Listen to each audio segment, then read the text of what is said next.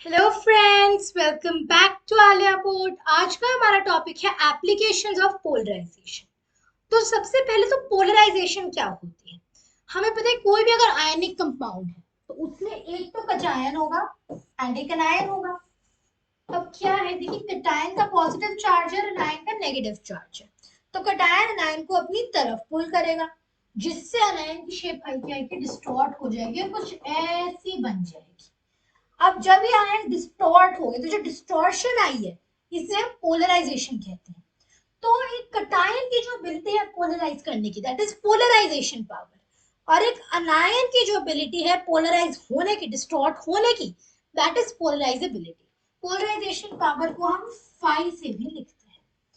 तो अच्छा, जो एप्लीकेशन में हम आते हैं, सबसे पहले आता है कोवेलेंट कैरेक्टर और आयनिक कैरेक्टर। देखिए ये क्या बता रहा है, आयनिक बॉन्ड है कहने को, लेकिन क्योंकि कटायन अनायन को अपनी तरफ खींच रहा है, मतलब अनायन के इलेक्ट्रॉन्स कटायन की तरफ जा रहे हैं, तो इसमें स्लाइट कोवेलेंट कैरेक्टर आ गया। अब जितनी ज्यादा पोलराइजेशन पावर होगी, जितनी ज्यादा पावर होगी किसी चीज के इलेक्ट्रॉन्स खींचने की आयनिक बॉन्ड में, उतना ही ज्यादा कोवेलेंट कैरेक्टर आएगा।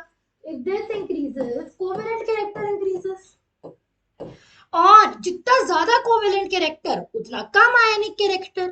सो if covalent character increases ionic character decreases.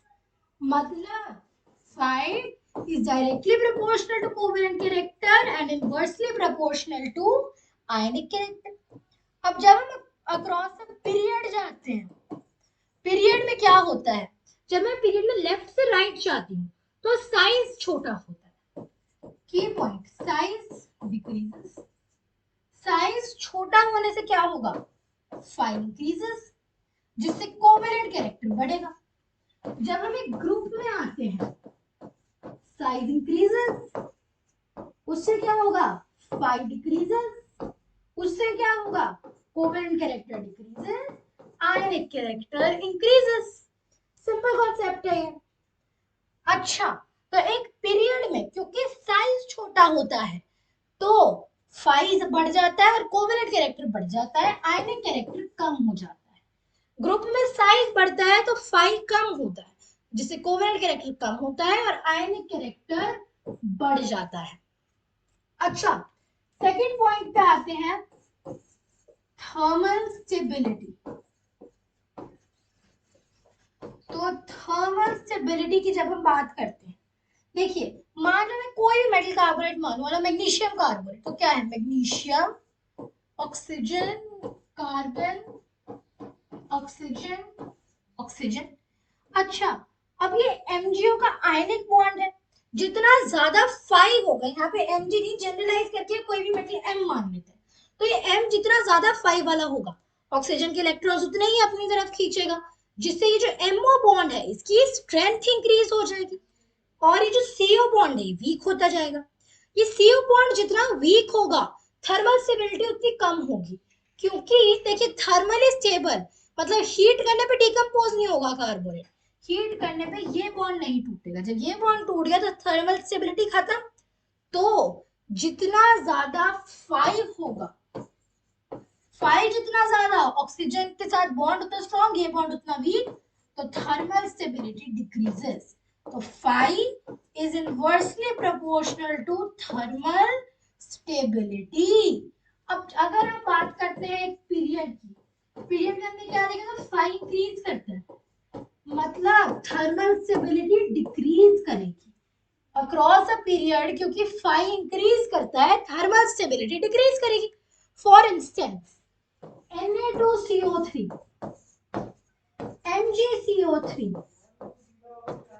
Al2CO3 whole twice, इसमें क्या है, ये सबसे ज्यादा थर्मली स्टेबल है, followed by this, followed by this, ये सबसे कम है ग्रुप में, ये सबसे ज्यादा है, क्योंकि सेम पीरियड में। अब जब ग्रुप की बात करें, ग्रुप में जैसे नीचे जाऊंगी साइज इंक्रीज करेगा, जिससे फाइव डिक्रीज करेगा, फाइव अगर डिक्रीज करेगा थर्मल स्टेबिलिटी इंक्रीज करेगी।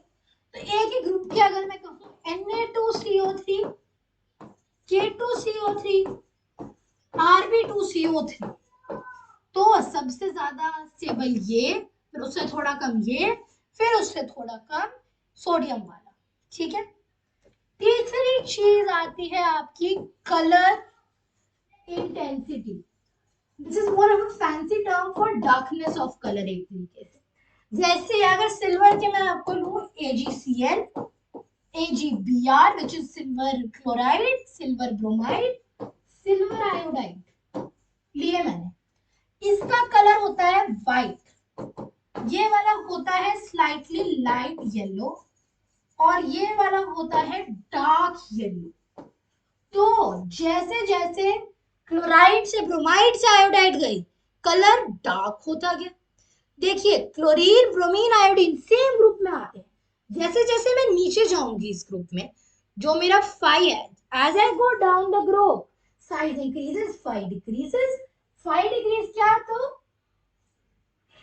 5 डिक्रीज करें, जो पोलराइजेबिलिटी है वो इंक्रीज करी। पोलराइजेबिलिटी की बात करें क्योंकि ये नॉन मेटल्स हैं, अनायंस हैं ये जिनकी बात कर रहे हैं, तो क्योंकि ये इंक्रीज हुआ, जो कलर इंटेंसिटी है वो भी इंक्रीज हुई। सिमिलरली अगर हम बात करें SnO2 और SnS2 की, which is tin oxide and tin sulfide, this is white, this is yellow। ये वाले में जो पोलराइजिंग पावर 5 है, ये रिलेटिवली बड़ी है कंपेयर टू दिस। तो यहाँ पे क्या है, हमने क्या क्या 3 फैक्टर्स देखे। सबसे पहला हमने देखा था कोवेलेंट और आयनिक character. 5 is directly proportional to covalent character and inversely proportional to ionic character।